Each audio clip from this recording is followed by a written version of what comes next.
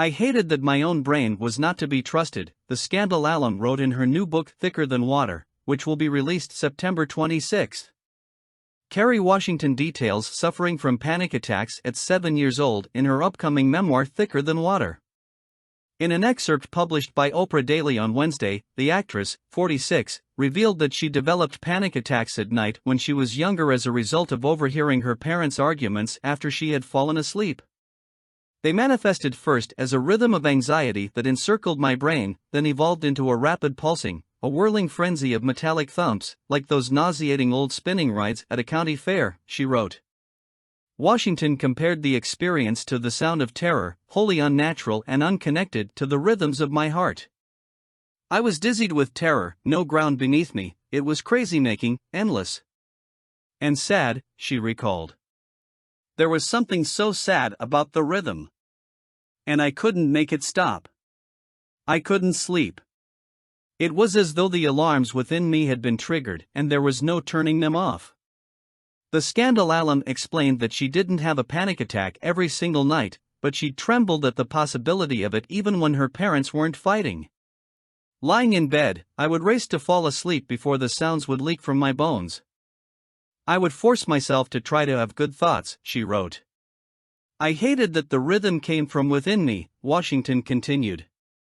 I hated that my own brain was not to be trusted. If I lost the race to sleep and got caught by the rhythm, I had no tools to escape it, no way of controlling my own brain as it conspired against me. Washington noted that she'd tried everything to avoid it, such as singing and reciting poetry. Even though she would do anything I could think of to simply turn my brain off, the Emmy winner said that it would take hold in my fascia, then work outward through my muscles and tendons.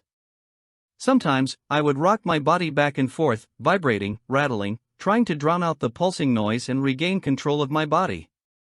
Sometimes I would put my head under a pillow, trying to ignore the fact that the torture was coming from within me, she detailed. But only exhaustion would override the rhythm, lulling me to the dream state beyond my fears, Washington continued. I would fight the haunting rhythm as it rose in me, often having to compete with my parents' fights in the next room. If my inner rhythm won, I was tortured by the tempo of my own obsessive brain. If my parents' arguing won, I was trapped by fear. However, after she interrupted one of her parents' verbal altercations, Washington remembered becoming more private and withdrawn. I resolved to stay in my room at night while the dreaded internal pulse of the rhythm terrorized me to sleep, she said, adding that my mind and body became the enemy. I was trapped within them. From there, Washington tucked away the fear and started to develop a role, a character that would stay with me, the good girl. The perfect child. The solution in hopes that my goodness could inspire a renewed tenderness between them, which would in turn create more emotional security for me, something that I so desperately needed.